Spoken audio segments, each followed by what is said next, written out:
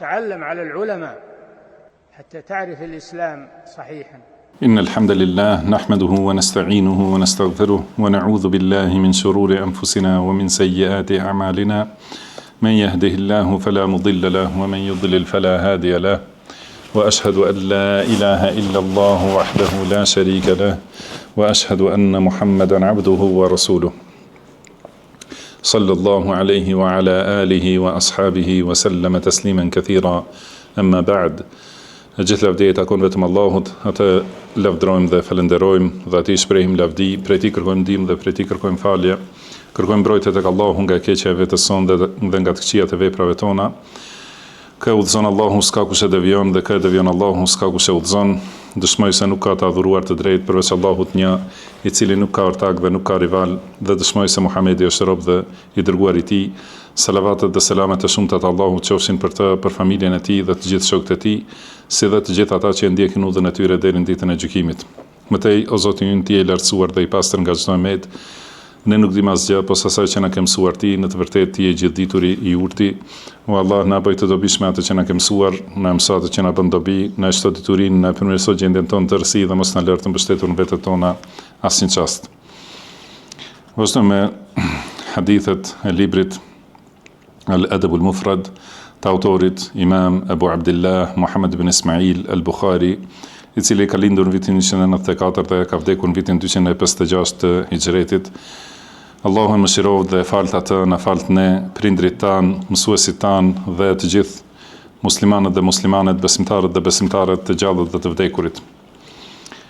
Në vazhdimin e këtyre temave që i ka radhitur autori Imam Bukhari rahimahullah, është tema babu ad-du'a idha khafa as-sultan. Do të thonë lutja kur njeriu friksohet nga pushtetarit, do të thonë nga padrejtësia e pushtetarit.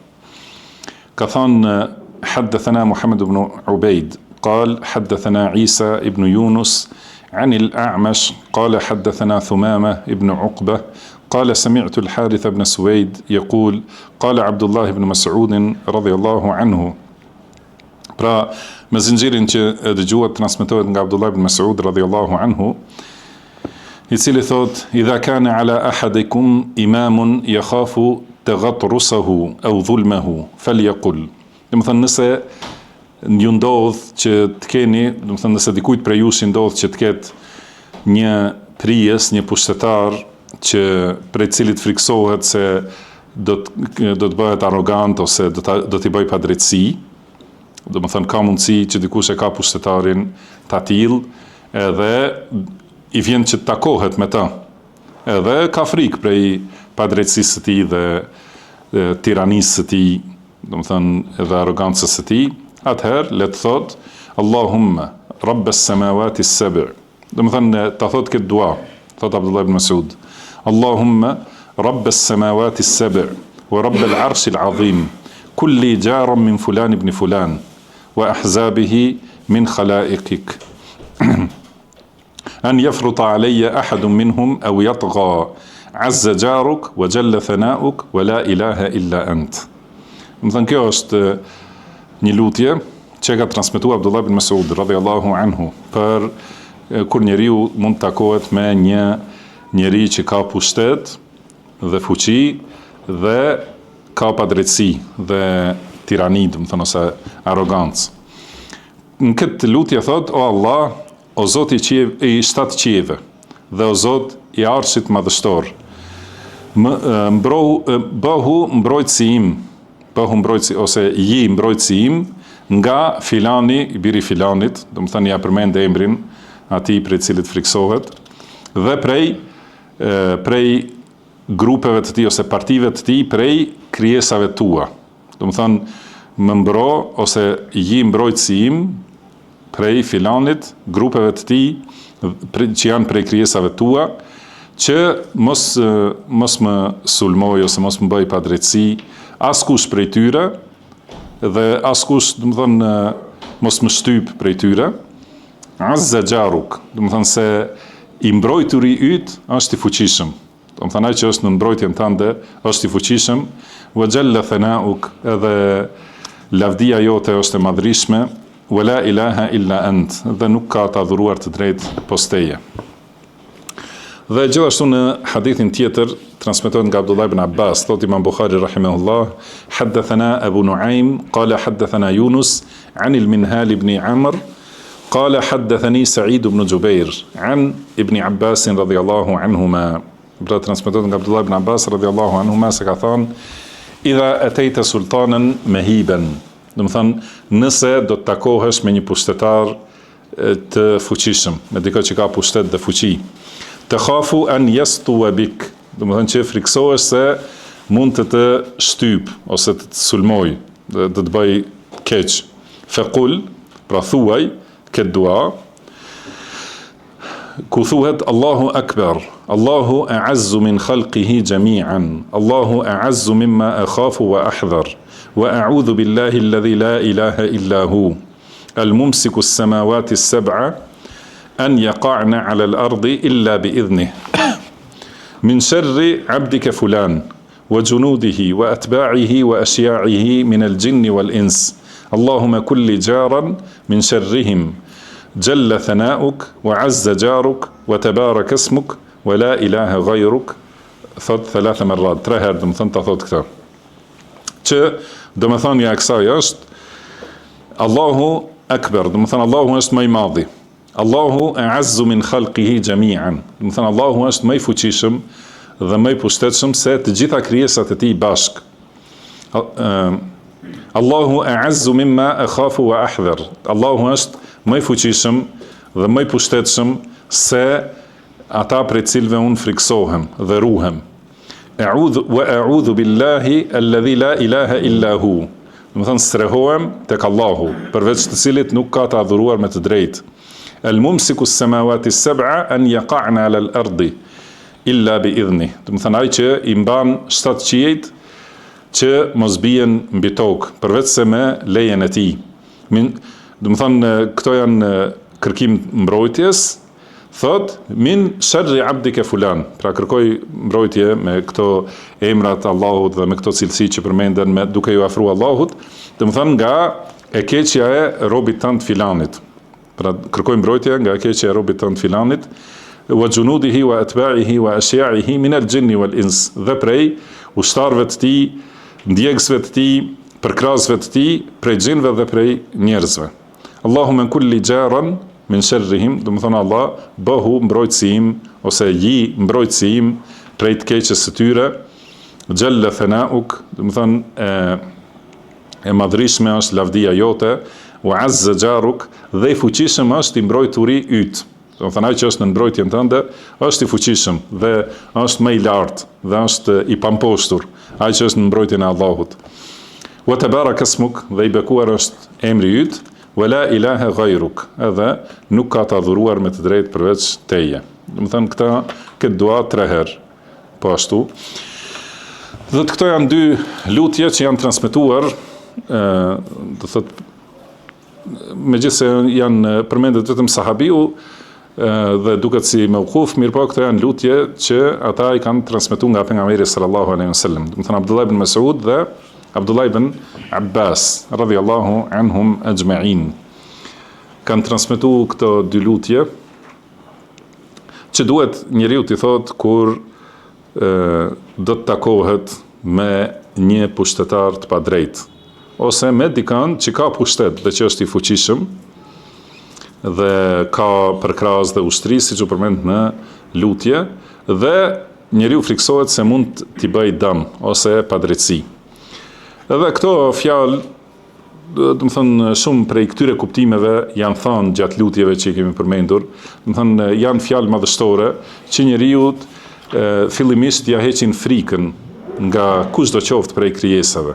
Do të thënë thot Allahu Akbar, do të thënë Allahu është më i madhi në mënyrë absolute. Pastaj thot Allahu është më i madhi dhe më i fuqishëm se krijesat e tij, më i fuqishëm se ata që unë u friksohem. Pastaj thot më vonë, më thot është i pamposhtur i mbrojturi yt. Dhe ai që është në mbrojtjen e Allahut nuk mund të mposhtet nga askush prej krijesave. Allahu është krijuesi i gjithçkaje, mbajtësi i gjithçkaje, i qiejve domethënë i 7 qiejve madhështore që mos bien, kush i mban ato? I mban Allahu subhanahu wa taala dhe nuk ka, domethënë i mban që mos bien përveç se me lejen e tij. Dhe atëherë e përmend atë person me emër, pra kërkoj mbrojtje te tij nga filani, nga e keqja e tij, nga ushtritë e tij, nga përkrasit e tij, nga ndjekësit dhe përcjellësit e tij, domethënë prej njerëzve dhe prej xhinëve, pra kërkoj mbrojtje te tij nga të gjithë ata, edhe pastaj më në fund përsëri ka madhrim të Allahut, domethënë azza jaruk, si them, kjo fjala jar, domethënë do të thotë ai që është afër në mbrojtjen e dikujt. Përdoret e njëjta fjalë edhe për mujir, domethënë në gjuhën arabe, që do të thotë mbrojtës, edhe për të mbrojtur, thuhet xhar, domethënë duan janë fillim kun xharan, kulli xharan, domethënë bëhu mbrojtësi im. Kuptimi është mujiran, domethënë pra kjo kush ka mësuar diçka prej arabishtës, duhet ta kuptoj që është cilësi ose veti, domethënë e vepruesit, mujir. Kurse mujar është ai tek i cili veprohet veprimi, domethënë por në të dy rastet, domethënë arabisht, këtu në dua është përmendur fjala xhar. Do thotë që besoj ata që janë fillim të mësimit gjuhës ose që kanë kuptuar diçka prej gjuhës arabe, kuptojnë se xhar do thotë fqinj ose komshi. Qëllimi është mbrojtës i afërt, domethënë bëhu ose ji mbrojtësi im prej filanit, edhe i mbrojturi yt, pra është i pampostur, edhe është i fuqishëm. Pa marrë parasysh sa e dobët është krijesa. Nëse është në mbrojtjen e Allahut, është më e fuqishmja. Edhe pa marrë parasysh se janë të fuqishëm krijesat tjera që sulmojnë, domethënë nëse ai sulmuari është i mbrojtur tek Allahu, të gjithë ata janë të dobët, edhe nuk ka mundësi të bëjnë asnjë lloj dami. Edhe kjo padyshim domethënë fillimisht njeriu ja përforcon mbështetjen tek Allahu, edhe e rikujton se është robi i Allahut subhanahu wa taala dhe se atij i përgjigjet, edhe nuk friksohet nga kushdo qoftë prej krijesave, edhe nëse është pushtetari më i madh dhe më i fuqishëm pas Allahut subhanahu wa taala, qoftë prej njerëzve ose prej xhinëve, domethënë njeriu që i mbështetet Allahut subhanahu wa taala nuk friksohet prej askujt tjetër. Gjithashtu ka transmetime edhe të tjera të kësaj lutjeje. Është një nga Anas ibn Malik radhiyallahu anhu, gjithashtu që është transmetuar me 2 zinxhir. Domethënë këto që i përmendëm ishin nga Abdullah ibn Mas'ud dhe Abdullah ibn Abbas. Dhe nga Anas ibn Malik është përmendur kjo Bismillah walhamdulillah, Muhammedun Rasulullah. Domethënë me emrin e Allahut. Dhe kur thuhet Bismillah me emrin e Allahut, do thotë kërkoj ndihmë me emrin e Allahut. Dhe e gjithë lavdia takon Allahut. Muhamedi është i dërguari i Allahut. La hawla wala quwwata illa billah. Nuk ka fuqi dhe nuk ka lëvizje përveç se me ndihmën e Allahut. Bismillahi ala dini wa nafsi. Domethënë kërkoj mbrojtje, kërkoj ndihmë me emrin e Allahut për fen time dhe për veten time. Bismillahi ala ahli wa mali. Domethënë me emrin e Allahut për familjen dhe pasurinë time. Bismillahi ala kulli shay'in a'tanihi rabbi. Domethënë kërkoj ndihmë me emrin e Allahut për çdo gjë që më ka dhënë Zoti im.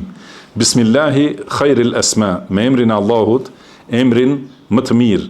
Bismillahi rabbil ardi was sama. Domethënë me emrin e Allahut, Zotit të tokës dhe qiellit.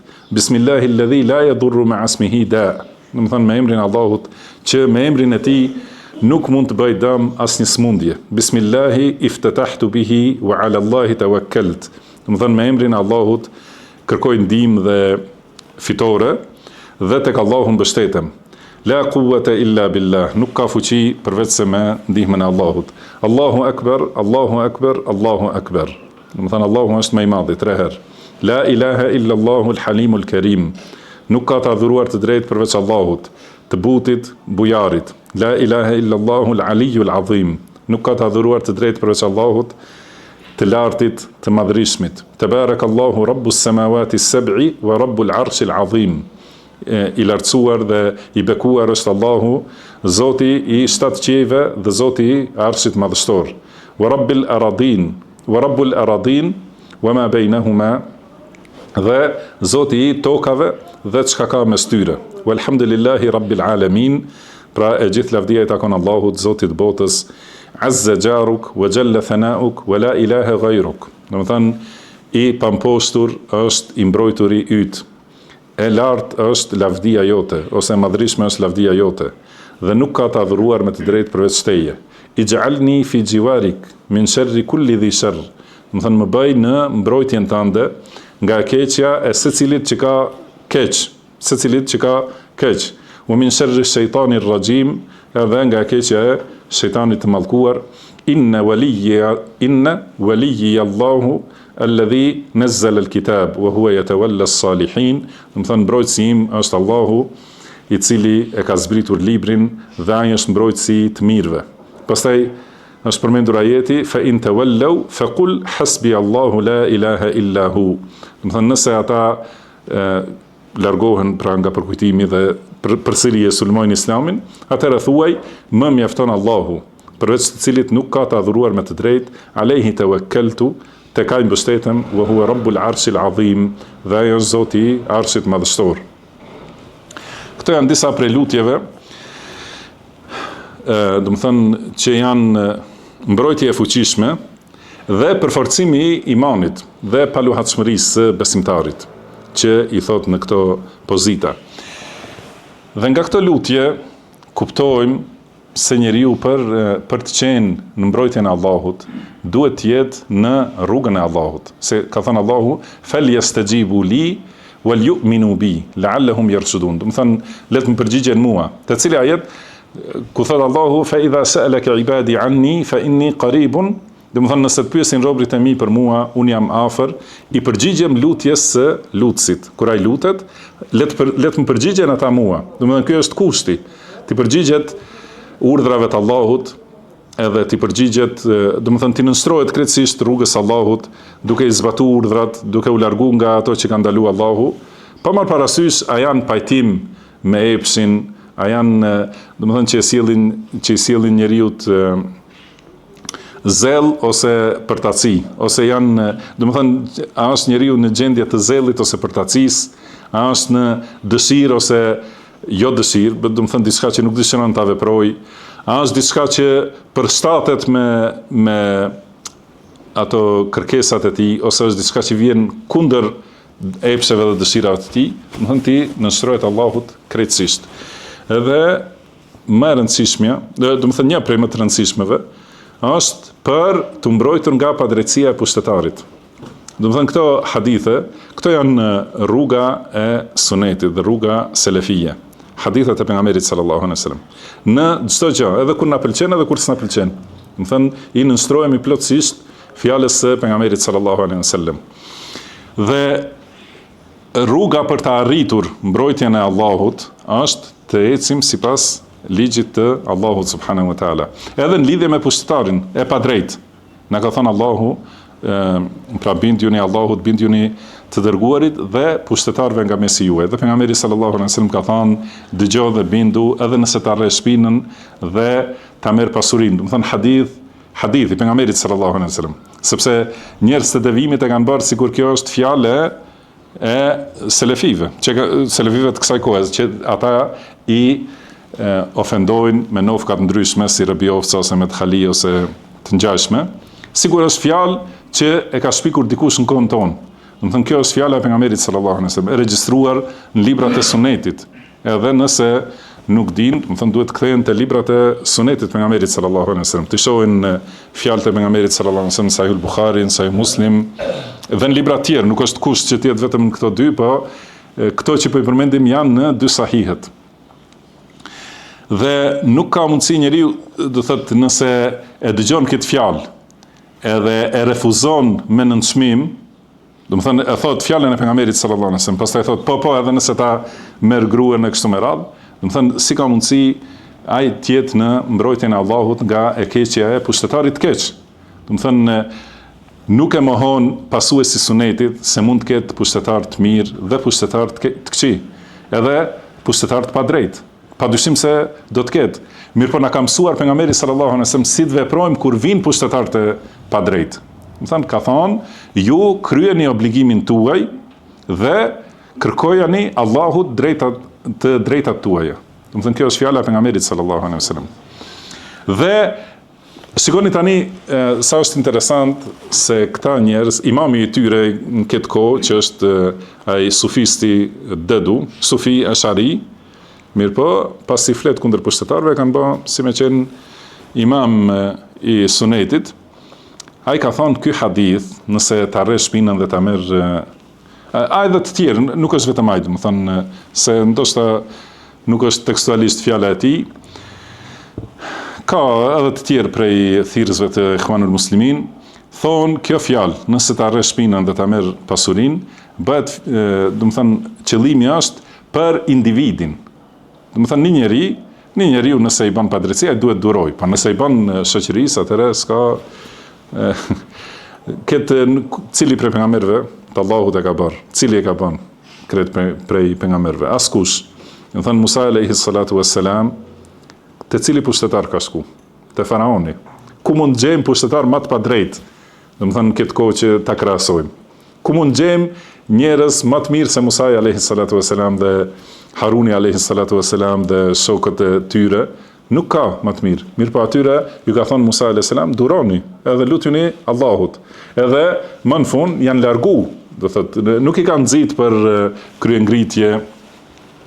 Dhe të gjithë pejgamberët e njëjta, do të thënë Ibrahimi alayhis salam edhe në secilin pejgamber, në historinë e secilit pejgamber, dhe padyshim se shembulltyra jon, imami ynë Muhamedi sallallahu alaihi wasallam, të njëjtën e ka vepruar. Nuk i kanë nxit njerëzit për kryengritje kundër pushtetarëve, nëse bëjnë padrejtësi të përgjithshme, do të thënë për popullin, po edhe padrejtësi personale dikujt, edhe nëse tani friksohet njeriu se është duke ardhur pushtetari, ose polici i pushtetarit, ose ushtari i pushtetarit, vjen te shtëpia jote dhe ka mundësi të bëjë padrejtësi, cila është rrugdalja? Ngritja kundër tij, nxitë, do të thënë rrugdalja është që përsëri mbështetja e plotë te Allahu subhanahu wa taala. Edhe nëse e di njeriu se ka gabime për shkak të cilave mund t'i vijë ndonjë dënim, duhet të pendohet sinqerisht te Allahu i lartësuar. Do të thënë të kthehet plotësisht edhe të rinë në mbrojtjen e Allahut të lartësuar.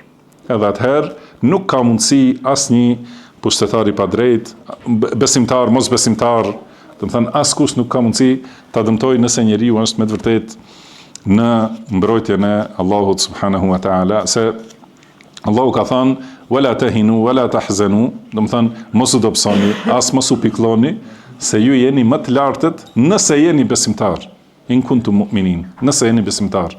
Edhe prandaj këto do të thotë nëse njeriu rri i përulur ndaj Allahut, atëherë Allahu nuk do ta bëjë të përulur ndaj të tjerëve.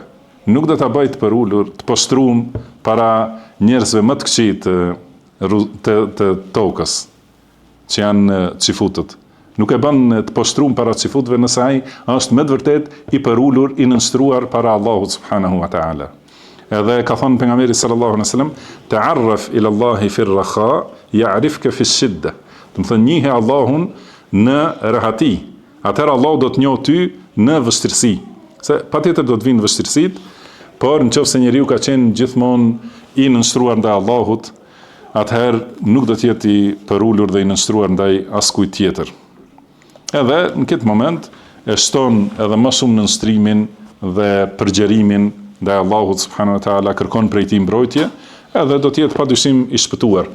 Përndryshe, edhe besimtari i mirë ka mundësi të ketë gabime, mëkate, lëshime, edhe është shpesh herë besimtarëve më të mirë, Allahu u shpejton dënimin në dunja.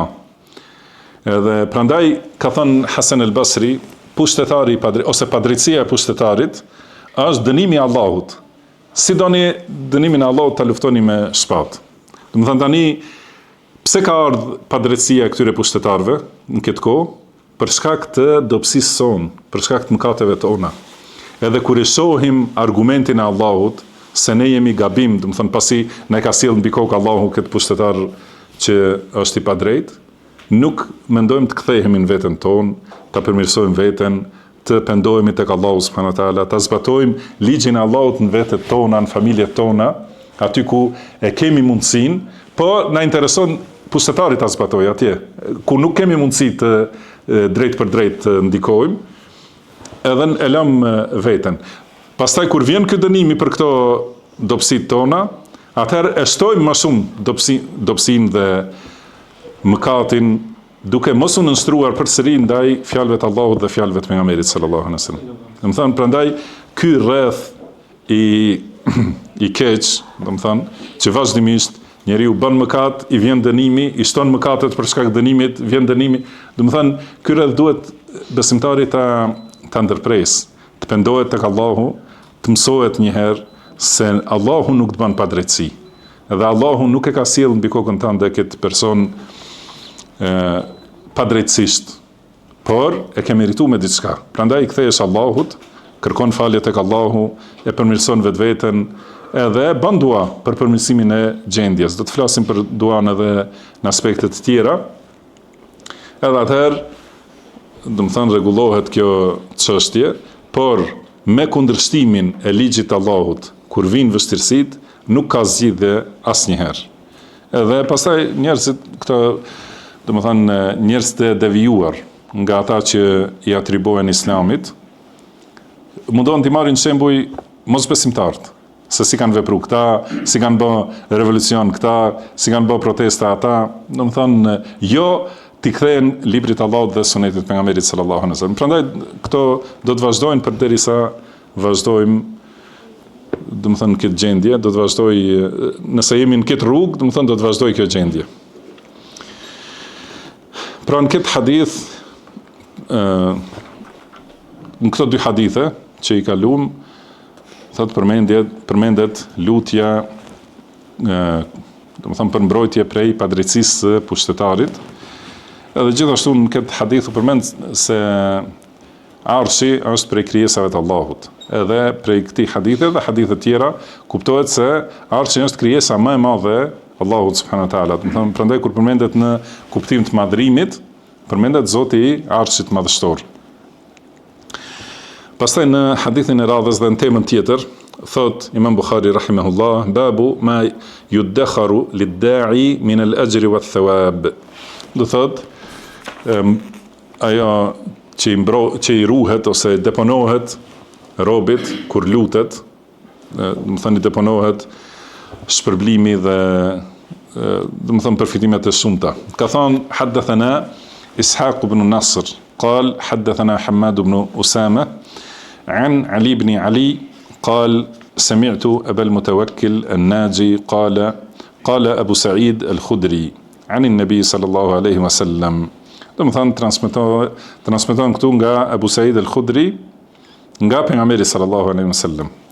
Abu Sa'id al-Khudri radhiyallahu anhu, nga pejgamberi sallallahu alaihi wasallam, se ka thënë, ma min muslimin yad'u laysa bi ithmin wala bi qati'ati rahim illa a'tahu ihda thalath.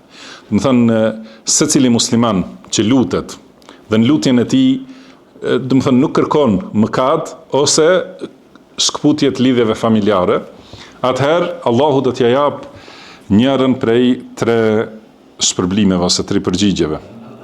Imma an yu'ajjila lahu da'watahu, ose do t'ja sjellë shpejt atë për cilën është lutur, wa imma an yaddakhiraha lahu fil akhirah, ose do t'ja deponojë atë për shpërblim, do të thënë, në ahiret, wa imma an yadfa'a anhu min as-su'i mithlaha, ose do t'ja largojë një të keqe që, do të thënë, është e njëjtë ose e barabartë me atë për cilën është lutur. Ka thënë Abu Sa'id al-Khudri radhiyallahu anhu, idhan nukthir, atëherë të bëjmë më shumë dua, do të thënë, sa më shumë të lutemi. Ka thënë pejgamberi sallallahu alaihi wasallam, Allahu akthar, do të thënë Allahu ka edhe më shumë.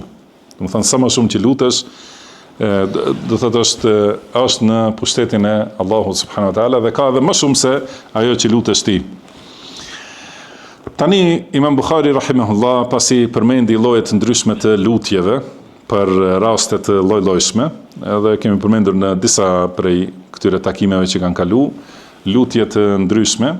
Tani do të tregoj rëndësinë e lutjes, edhe vlerën, edhe një prej etikave që është që njeriu mos e ndërpres lutjen.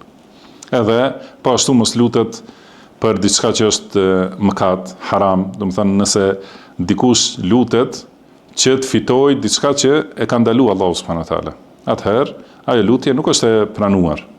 Edhe nëse është besimtar, do thotë, ose lutet për prishjen e familjes, po ashtu atë nuk e pranon Allahu subhanahu wa taala.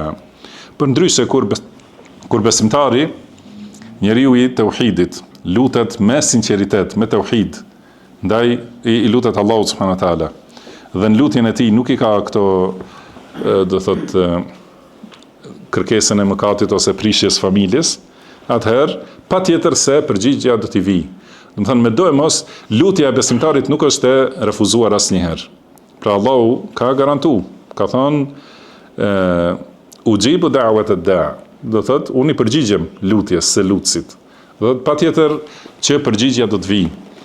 Mirë po, përgjigja nuk është gjithmonë vetëm ashtu si kërkon njeriu. Edhe nuk është, do thot nuk vjen në momentin që e kërkon njeriu, por vjen në atë moment dhe në atë mënyrë që është më e mira për njeriu. Do thot ose Allahu ja jep atë që e ka kërkuar, ose jep diçka më të mirë se ajo që ka kërku, që nuk e ka ditur njeriu. Thotë lutet besimtari për një çështje, lutet një herë, dy herë, edhe shumë herë, dhe nuk e fiton atë, mirë po fiton të mirat tjera, dhe ato janë më mirë se ajo që ka qenë duke kërkuar, sepse besimtari duhet ta di se njeriu nuk është i gjithdijshëm, do të thënë nuk di gjithçka, kurse Allahu subhanahu wa taala është i gjithdijshëm. Dhe do të thënë me keqardhje shumë prej besimtarëve nuk e kuptojnë të mirat që vinë tjera, përveç asaj që e ka kërkuar direkt. Do të thënë vinë të mirat shumëta, edhe shumë herë janë shumë më të mira se ajo që e ka kërkuar. Mirë po shumë prej njerëzve nuk e kuptojnë këtë. Prandaj, do të thënë kjo është lloji i parë, që Allahu ja jep atë që e ka kërkuar. Do të thënë ose atë konkretisht, atë që e ka kërkuar direkt, ose më të mirë se ajo, ose diçka tjetër që është në nivelin e saj apo më mirë se ajo. Kjo është njëra. Tjetra është që nuk i jep Allahu për kërkesën e tij në dunja, por ja jep këtë shpërblim në ahiret. Do të thënë siç është në hadith, ose ja ruan, ja deponon atë shpërblimin e duas në ahiret. Edhe gjithashtu kjo nënkupton se jep të mira të tjera në dunja, udhëzim dhe mundësi për ibadet më shumë, që të fitojë edhe më shumë shpërblime në ahiret. Ose ja largon një të keqe, të ngjashme, do të thënë atë që e ka kërkuar ose madhësinë e kërkesës ja kompenzon me largimin e ndonjë të keqeje që ka mund t'i ndodh,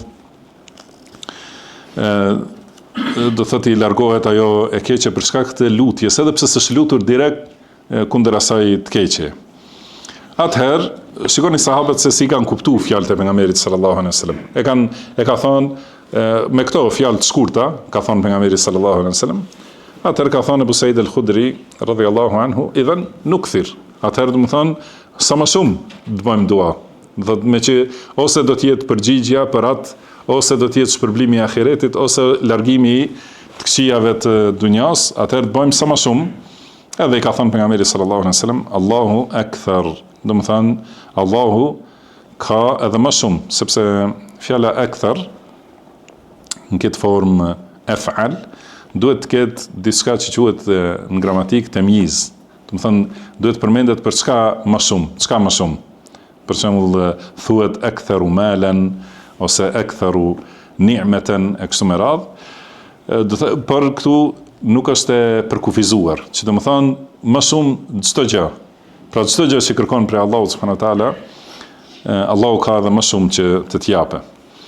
Edhe prandaj edhe shpërblimet, si ka thënë Allahu në Kur'an, men jaa bil hasanati falahu 10 amthaliha. Do të thonë kush bën një të mirë, kush sjell një vepër të mirë, ai ka 10 fishin e asaj vepre. Po ashtu ka thënë Allahu, men dha alladhi yuqridu Allaha qardan hasanan. Do të thonë kush do të jap Allahut një borxh të mirë. Do të thonë bën një vepër të mirë, ose jep sadaka një nevojtari, ose jep një këshill dikujt që ka nevojë për këshill, do të thonë kjo është sikur me dhën borxh Allahut subhanahu wa taala. Atëherë Allahu si e kthen borxhin, fayudha'ifahu lahu ad'afan kathira. Do të thonë atëherë Allahu ja shumëfishon atë, do të thonë shumë herë më shumë. Edhe siç është në ajetin tjetër se ka dhënë Allahu shembull për sadakan sikur një farë që e mbjell njeriu një kokër, edhe pastaj ajo bin edhe jep 7 kallinj dhe secili kalli nga 100 kokra. Do të thonë bëhet 700 herë, pastaj thot wallahu yudha'ifu liman yasha, dhe Allahu ja shumëfishon kujt të doj, edhe më shumë se 700 herë, do të thonë prej asaj që e ka bërë njeriu. Prandaj secili mund të bëjë një matematik kur do ta bëj një vepër, nëse do t'japë një sadaka të vogël, vetëm le ta shumëzoj me 700. Edhe ajo është sa mund të fitoj, po mund edhe më shumë se 700 herë. Më thënë se sa është shpërblimi i madh te Allahu subhanahu wa ta'ala. Pastaj thot Imam Buhari rahimahullah,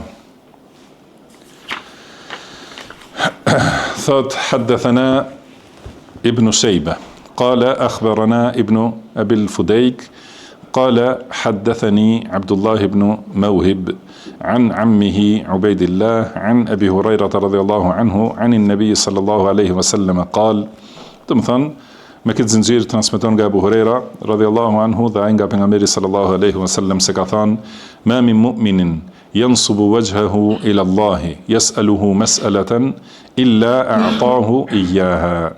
Do të thonë secili besimtar që e drejton fytyrën drejt Allahut subhanahu wa ta'ala dhe kërkon një kërkesë, Allahu patjetër do e mos ja jep atë. Imma ajjalaha lahu fi dunya, ose ja nxiton, ja shpejton atë në dunja, wa imma dakharaha lahu fil akhirah, ose ja deponon atë për në akhirat, ma lam ya'jal, përderisa njeriu nuk nxitohet. Dhe kanë thënë sahabët, ja Rasulullah, wa ma ajalatuhu, o i dërguari i Allahut, si është nxitimi? Çfarë do të thonë, pra çka do të thotë që nxiton? Ka thënë yaqulu da'awtu wa da'awtu wa la arahu yustajabu li. Pra kur thot njeriu, u luta dhe nuk e shoh që më përgjigjet Allahu. Edhe e braktis lutjen. Përderisa, do të thënë kjo është një moral ose etik tjetër te lutja. Atë te hadithi parapraku përmend nëse nuk ka në lutje kërkesë për mëkat ose prishje të familjes, edhe në këtë hadith është nëse nuk nxitohet njeriu. Dhe cili është nxitimi? Nxitimi është braktisja e lutjes. Pra lutet 1 herë, 2 herë, 3 herë, 4 herë, edhe pastaj thotë unë u luta, po nuk e shoh që më përgjigjet Allahu, atëherë me të vërtetë nuk i vjen përgjigje. Por nëse vazhdon të lutet, patjetër do të vijë përgjigja. Edhe kemi thënë një rast tjetër se si vjen përgjigja te njeriu nuk e ndjen, nuk e kupton se si është duke ardhur përgjigja. Ndoshta kemi dhënë si shembull, ndoshta ti i lutesh Allahut subhanahu wa taala që ta përmirësoj fëmijën tënd, që ta udhëzoj fëmijën. Edhe nuk e sheh ti në atë moment, do të thënë që tani lutesh para sabahut, edhe ta shohësh sabahun më njëherë ta falë fëmijën, ndoshta këtë nuk e sheh. Mirë po bën Allahu që ai të takohet me shok të hajrit, do të thënë që udhëzojnë ka mira, edhe japin këshilla të mira. Pastaj ja mundson Allahu që ose ta dëgjoj një prej dietarëve të sunetit ose thirrësve të hajrit, edhe ta mësoj rrugën dhe fillon të ndikoj, domethënë ajo fjalë, përderisa ti vazhdon të lutesh. Edhe është duke u plotsu ajo kërkesa jote, por nëse pas një kohe ti dorëzohesh edhe thu nuk më përgjigjet Allahu, atëherë gjithashtu ndërpritet kjo ardhja e përgjigjes. Edhe shikoni si shembull rastin e Jusufit alayhis salam dhe rastet të tjera të shumta në Kur'an. Domethënë Jakubi alayhis salatu wassalam është lutur. Edhe kanë kalu shumë vite.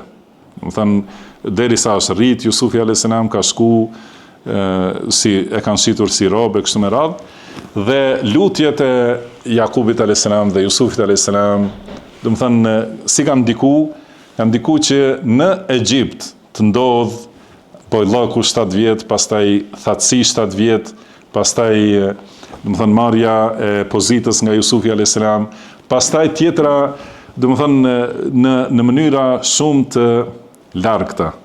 Shkaqet kanë qenë shumë larg.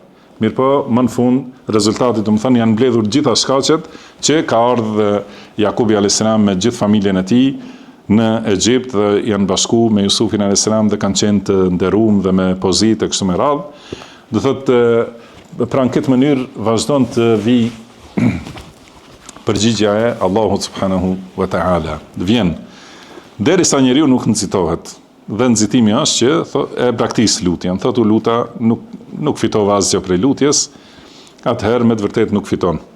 Edhe kur vazhdon të lutet, ka thënë pejgamberi sallallahu alajhi wasallam, imma ajjalaha lahu fi dunya, ose i vjen shpejt në dunja, i vjen përgjigja, ose i ruhet për në ahiret.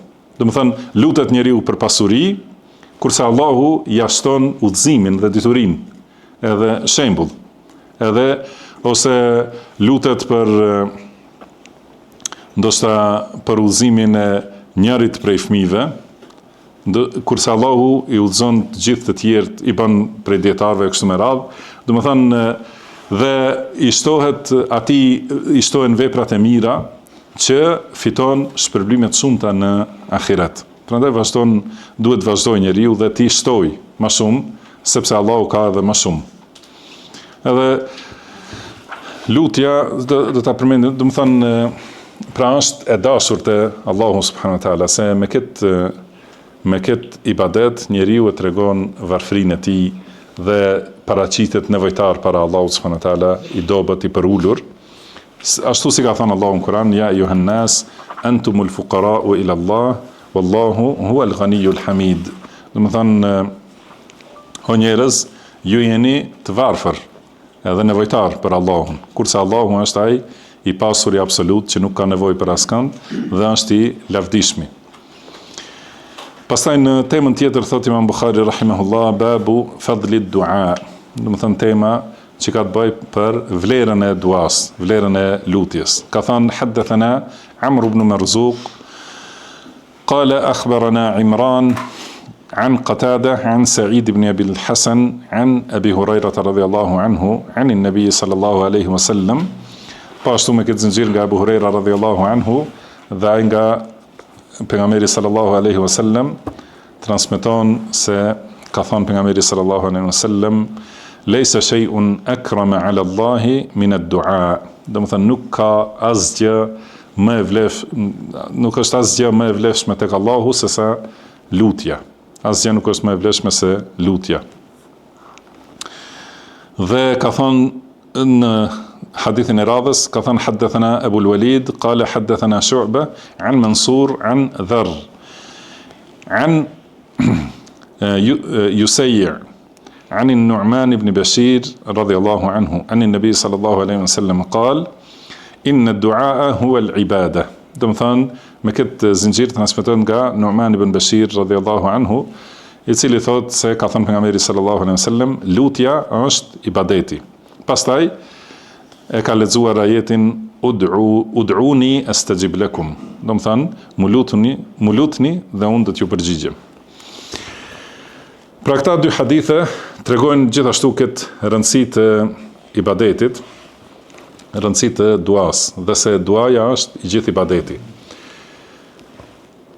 ibadet, do të thonë secili ibadet, secili adhurim që e bën njeriu është një formë e lutjes. Prandaj e keni mësuar ju, do të thonë se duaja, lutja është dy llojesh. A dini cilat janë ato? Adhurim dhe kërkesë, po dua mesele. Duau ibade. Do të thonë lutje që është adhurim, edhe lutje që është mesele ose kërkesë. Pra secila vepër e njeriut që është ashtu si e ka urdhëruar Allahu subhanahu wa taala, është lutje. Do të thonë edhe agjerimi, do të thonë ku yarhamukallah. Edhe agjerimi është lutje. Edhe dhënia e zakatit është lutje. Edhe urdhrimi për të mira, ndalimi nga të këqijat, respektimi i prindërve kështu me radhë, gjitha janë ato lutje, sepse me këtë gjendje njeriu tregon se është nevojtar për Allahun subhanahu wa taala.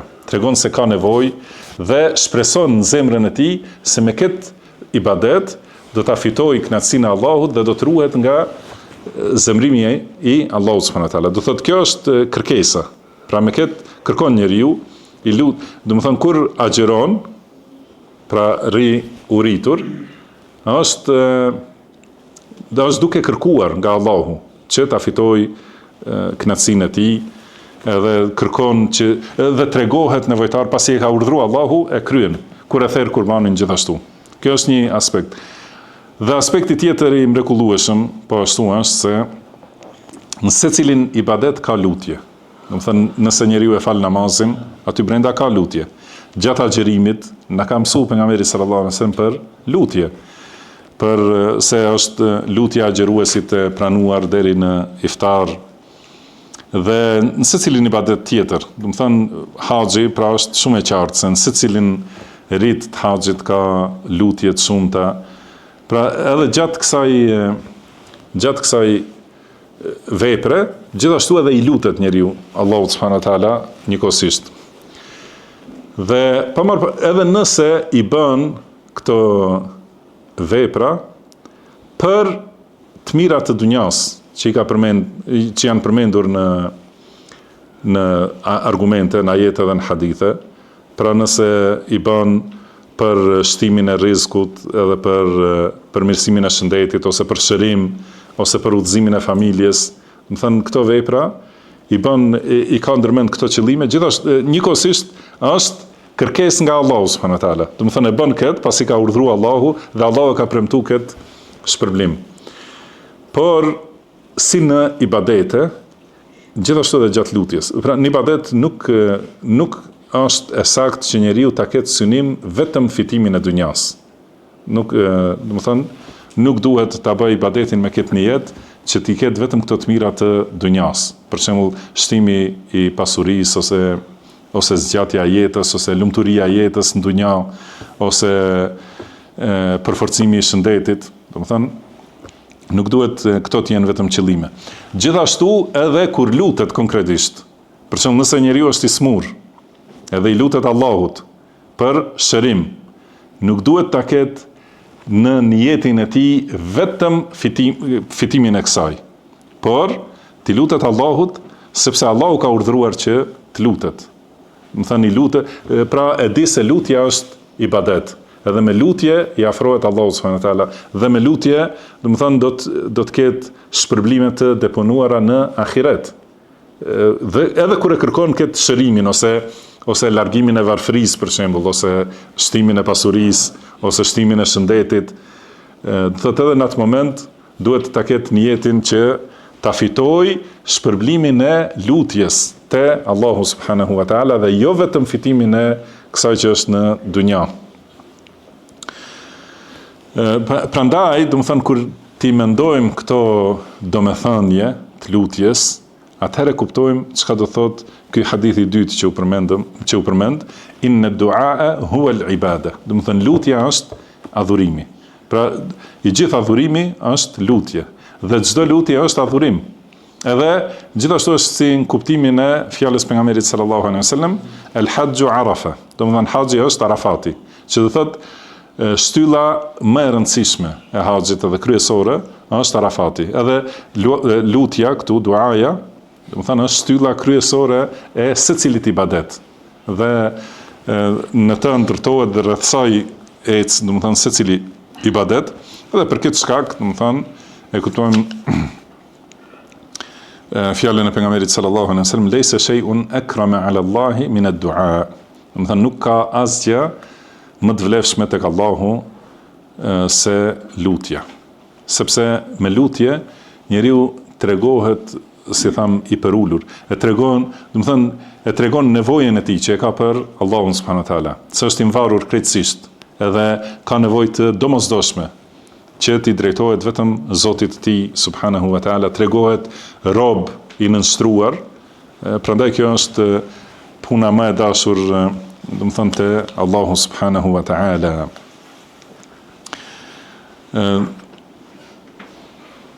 Pra siç e tham në ajetin më herët, ja ejuhan nas antumul fuqara'u ila Allah. O njerëz, ju jeni të nevojtar për Allahun, jeni të varfër dhe nevojtar për Allahun. Wallahu huwal ghaniyul hamid. Kurse Allahu është i pasur i absolut, që nuk ka nevojë për askënd, dhe ai është Hamid, i lavdishmi. Dhe Allahu s'ka nevojë për lutjen e robërve të tij, nuk ka nevojë për ibadetin e robërve të tij, por Allahu i ka urdhëruar edhe u ka premtuar shpërblime për këto vepra. Edhe prandaj ka thënë Allahu, "Wa idha sa'alaka ibadi anni fa inni qaribun ujibu da'wata ad-da'i idha da'an." Do të thënë, kur të pyesin robërit e mi për mua, unë jam afër. Do të thënë, Allahu është afër që dëgjon lutjen, nuk është i largët që duhet të bërtasim për ta dëgjuar lutjen Allahu subhanahu wa taala. Është afër, e dëgjon, e di dhe është afër me përgjigje dhe gjithë përfshirje të gjendjes njerëzit. Dhe i përgjigje, ujibu da'wat ad-da'i idha da'an. I përgjigjem lutjes së lutësit kur ai më lutet, falyastajibu li. Do të thënë, le të më përgjigjen ata mua, robrit, le të përgjigjen Allahut subhanahu wa taala për zbatimin e urdhrave dhe largim nga ato që kanë ndaluar. Wal yu'minu bi, dhe le të besojnë tek unë, la'allahum yarsudun, dhe kështu, do të thënë, do të jenë të udhëzuar. Dhe ka thënë pashtu Allahu, ja ayyuhalladhina amanu stajibu lillahi walirrasuli idha da'akum lima yuhyikum.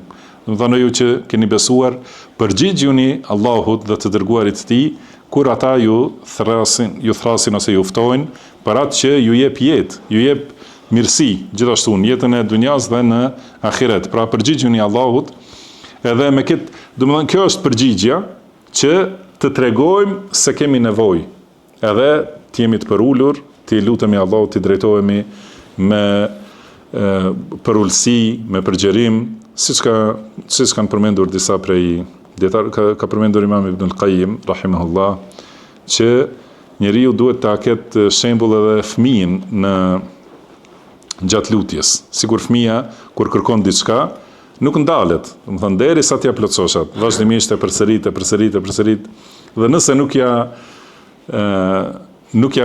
i përgjigjesh kërkesës, ulet edhe fillon të çaj. Do të thënë, në këtë mënyrë njeriu duhet të tregohet, atëherë do thotë prindi se ai nuk ka tjetër. Nëse prindi nuk e mbron dhe nuk i përgjigjet, kush do t'i përgjigjet, do të thënë. Edhe në këtë mënyrë njeriu duhet edhe më shumë, sepse me Allahun subhanahu wa taala nuk krahasohet asgjë dhe askush, edhe më shumë duhet të vazhdojë të jetë këmbgulës në kërkim, edhe të ulet, të çaj, të bjerë në sejdë, të çaj para Allahut subhanahu wa taala, të tregohet se është nevojtar edhe i përulur plotësisht. Edhe kështu e plotëson atë që e thot në secilin rekat namazit, iyyaka na'budu. Do të thënë, vetëm ty të adhurojmë. Pra duhet ta tregojnë praktik njeriu se me të vërtetë është që adhuron Allahun subhanahu wa taala. Pastaj thot Imam Bukhari rahimahullah, حدثنا عباس النرسي قال حدثنا عبد الواحد قال حدثنا ليث قال أخبرني رجل من أهل البصرة قال سمعت معقل ابن يسار يقول انطلقت مع أبي بكر الصديق رضي الله عنه إلى النبي صلى الله عليه وسلم Pra thot Ma'qil ibn Yasar radhiyallahu anhu thot unisa me Abu Bekr as-Siddiqun radhiyallahu anhu për te pejgamberi sallallahu alaihi wasallam. Dhe tha pejgamberi sallallahu alaihi wasallam ya Aba Bekr la shirku fikum akhfa min dabib an-naml. Ka thënë Abu Bekr, shirku tek ju, do të thënë te umeti Muhamedit sallallahu alaihi wasallam, është më i fshehtë se lëvizja ose ecja e milingonës. Ka thënë Abu Bekri radhiyallahu anhu, wa hal ash-shirku illa man ja'ala ma'a Allahi ilahan akhar? Do të thënë, a është shirku tjetër përveç se dikush që adhuron tjetër kanë pos Allahut? Do të thënë, kjo është shirku, ne dim nëse bën të adhuruar tjetër pos Allahut. Ka thënë pejgamberi sallallahu alaihi wasallam, walladhi nafsi biyadihi lash-shirku akhfa min dabibi an-naml. Do të thënë, pashat në dorën e të cilit është shpirti im. Shirku është më i fshehtë se lëvizja e milingonës. Ala adulluka ala shay'in idha qultahu dhahaba anka qaliluhu wa kathiruhu. Do të thënë, do të mësoj diçka që kur ta thuash do të largohet, do të thënë shirku plotësisht, edhe i madhi, edhe i vogli, edhe ajo e pakta, do të thënë do të largohet prej teje. Ka thënë thuaj Allahumma inni a'udhu bika an ushrika bika wa ana a'lam wa astaghfiruka lima la a'lam. Do të thënë Allah, un kërkoj mbrojtje te ti ose strehohem te ti nga shirku, duke e ditur atë. Do të thënë strehohem te ti që mos bëj shirk duke e ditur dhe kërkoj falje te ti nga ajo që nuk e kam ditur. Kjo është dua që duhet patjetër besimtari vazhdimisht ta thotë. Njeriu i tauhidit, pra i friksohet shirkut, siç është friksu imami i njerëzve të tauhidit, Ibrahimi alayhi salatu wassalam, dhe gjithashtu imami më i madh i njerëzve të tauhidit, që është Muhamedi sallallahu alaihi wasallam. Pra të gjithë janë friksu se mos bëjnë ndonjë gabim që është shirk. Edhe prandaj vazhdimisht janë lutë Allahu subhanahu wa taala. Ibrahimi alayhi salatu wassalam ka thënë wajnubni wa baniya an na'budu al-asnam. Do të thënë, më largo mua dhe fëmijët e mi, do të thënë, nga adhurimi i idhujve. Edhe pejgamberi sallallahu alaihi wasallam na ka mësuar këtë lutje. Dhe i thotë Abu Bekrit radhiyallahu anhu. Do të thënë, shirku është shumë i fshehtë, pra shirku i vogël. Shirku i vogël nuk e heton njeriu se si përvidhet edhe hyn në zemër, do të thënë si ajo milingona që është përmendur në hadith tjetër, si milingona e zezë në natën e errët që ecë në gurin e lëmuar të zi. Do të thënë, si mund të vërehet? Pra, as nuk e dëgjon lëvizjen e këmbëve të saj në këtë gurin e lëmuar, as nuk e sheh, do të thënë, ka mundësi të hyjë në zemër pa e vërejtur. Për këtë shkak, njeriu duhet vazhdimisht të kërkoj mbrojtje Allahut subhanahu wa taala dhe të kërkoj falje, gjithashtu istighfar për atë që ka mundësi të ketë ndodhur ndonjëherë. Dhe ky shirk, do të thënë i fshehtë ose i vogël, do të thënë, është ajo dëshira ose knatësia e njeriut që të jetë i parë, të jetë, do të thënë, të shihet ose të dëgjohet për të, ose gjithashtu vetëpëlqimi. Këto janë prej formave ose prej këtyre tre drejtimeve të shirkut vogël, që njeriu t'i pëlqen vepra e vet, edhe mendon se me këtë ka arrit te Allahu subhanahu wa taala, edhe kjo është pjesë e shirkut. Ose ka dëshirë që ta dinë të tjerët devotshmërinë e tij e kështu me radhë. Kjo është prej shirkut të fshehtë dhe të vogël. Pra, nëse dikush e bën veprën që të duket vetëm fillimisht, ai është shirk i madh, edhe pse është i fshehtë. Por nëse e bën për Allahun, pastaj i pëlqen që të merret vesh, kjo është prej shirkut vogël dhe është diçka që e prish veprën. Dhe për këtë shkak dëmi prej tij është shumë i madh. Prandaj ka thënë pejgamberi sallallahu alaihi wasallam, pra keni kujdes se shirku është më i fshehtë se lëvizja e milingonës. Edhe ne kam mësuar këtë dua. Allahumma inni a'udhu bika an ushrika bika wa ana a'lam. O Allah, kërkoj mbrojtjet e ti që të mos bëj shirk duke e ditur, wa astaghfiruka lima la a'lam. Dhe kërkoj falje prej teje për atë që nuk e kam ditur. Këtë duhet vazhdimisht ta përsëris besimtari. Dhe kjo është këshilla, do të thonë, prej këtij hadithi. Gjithashtu prej këtij hadithi mësojmë edhe një çështje tjetër, se nuk është çdo gjë që quhet shirk, do të thonë që e nxjerr njeriu nga Islami. Pra pejgamberi sallallahu alaihi wasallam i drejtohet Abu Bekrit radhiyallahu anhu, edhe i thotë se shirku është, do të thonë, tek ju, pra i fshehtë. Edhe kush mund të jetë më i pastër se Abu Bekri pas pejgamberëve, do të thonë, kush mund të jetë që të thotë se secili që bën shirk, do të thonë, është mushrik. Nuk është ashtu gjithmonë. Kanë dhënë dietarët një sqarim me padrejtësinë. Nëse do thotë marrja e pasurisë dikujt tjetër pa ndonjë justifikim, do të thonë pa përshëndetësi blerje ose kështu. Marrja e pasurisë dikujt tjetër është padrejtësi. Do të thonë këtë e di secili. Mirë, po kjo padrejtësi mund të jetë në 3 shkallë ose mënyra të ndryshme. Ose njeriu ja merr pasurinë dikujt tjetër, duke e ditur se kjo është padrejtësi, edhe vazhdon ta marrë. Ose e merr pasurinë e dikujt dhe nuk e di se me këtë është duke bërë padrejtësi, por ka pas mundësi që ta mësoj, nuk është kujdesur, ka qenë neglizhent.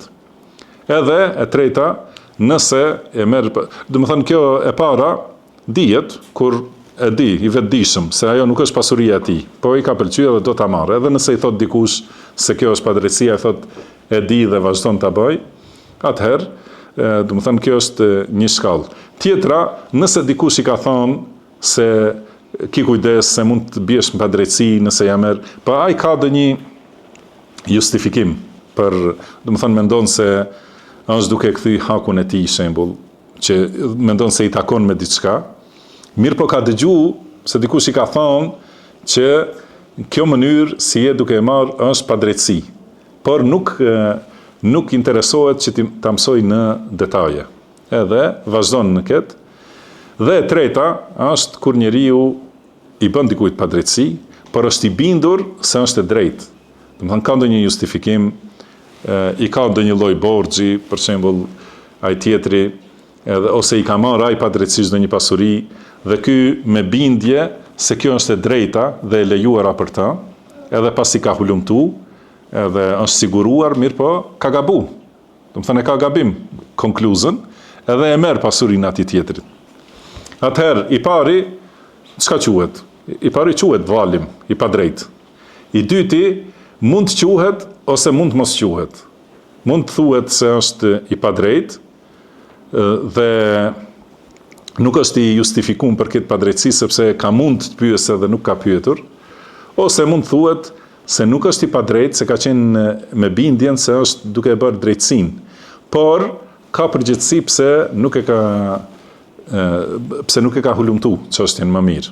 Kurse për tretin nuk thuhet asnjëherë se është i padrejt. Do të thonë, por thuhet e ka gabu pasi është munduar, do të thonë ka rënë në gabim, nuk i thuhet valim atij. Pra kjo është, këta janë sqarimet e dietarëve që i kanë përmendur, kurse njerëzit e tekfirit dhe haddadit gjithashtu nuk i marrin parasysh këto grad të ndryshme të bërjes së gabimit. Do thënë, ata tekfirit, do thotë, e quajnë secilën vepër që është shirk ose që është quajtur shirk, do të thënë në nivel të barabartë. Pa marrë parasysh njeriu e ka ditur se është shirk, ose ka pas dyshim dhe nuk është interesu, ose ka qenë me bindje se nuk është shirk, edhe me arsyetim, do të thënë, ka qenë i arsyetuar se nuk ka pas kush ta mësoj, për shembull. Se edhe kjo është një prej këtyre pjesëve. Do thotë, ai i dyti ka menduar se nuk është shirk, mirë, po ka dëgjuar që mund të jetë shirk dhe ka qenë i mangët në hulumtim. I treti nuk ka dëgjuar asnjëherë se është shirk. Do të thonë, edhe mendon se është krejtësisht në rregull, se është duke adhuru Allahun në mënyrë të saktë, duke bërë shirk, do thotë, por nuk e di. Ky treti, pra ky është justifikimi i plot për ignorancën. Kurse i dyti Pra disa prej dietarëve justifikojnë disa do të thënë për shirkun, por jo për neglizhencën për mësim. Disa thonë se as për shirkun nuk është justifikuar, se ka pas mundësi dhe i ka pas shkaqet dhe nuk ka mësu. Pra kjo është ato që e përmbledhur, do të thënë prej asaj që përmendin dietarët, shpresoj që të jetë e qartë. Edhe kjo ta dini në secilën çështje. Edhe Hadadit prandaj përmenda edhe për lidhje me bidatin, edhe në lidhje me gënjeshtrën, se ata shumë e kanë këtë selefiti akuzojnë për gënjeshtar për secilën fjalë që e thonë. Edhe për ato që është hak, i thonë gënjeshtar. Po edhe sikur dikush prej selefive ta ketë thonë ndonjë fjalë që nuk është e saktë, mund të jetë, domethënë mund të ketë me qindra lloje të tjera të gabimit, për ata zgjedhin vetëm t'i thonë gënjeshtarat që duan ta sulmojnë. Pra gënjeshtara është ai që e di se e vërteta është e kundërta dhe e thot atë me qëllim. Ai është gënjeshtar. Kurse ai i cili mendon se kështu është e vërteta dhe është i bindur se kjo është e vërteta, nuk i thuhet asnjëherë gënjeshtar. Mund t'i thuhet se ka gabuar ose ka keq kuptuar kështu me radhë, domethënë varet prej situatës. Pra këto 3 shkallë merreni si rregull për të gjitha këto çështje që vinë, domethënë për mos pajtime. Lutim Allahun subhanahu wa taala që na bëj të dobishme atë që na ka mësuar, të na mësoj atë që na bën dobi, na shtoj diturinë, na përmirësoj gjendjen në tërësi dhe mos na lër të mbështetur në vetët tona asnjë çast. Wallahu a'lam. وصلى الله وسلم على عبده ورسوله نبينا محمد سبحانك اللهم وبحمدك أشهد أن لا إله إلا أنت أستغفرك وأتوب إليك وآخر دعوانا أن الحمد لله رب العالمين.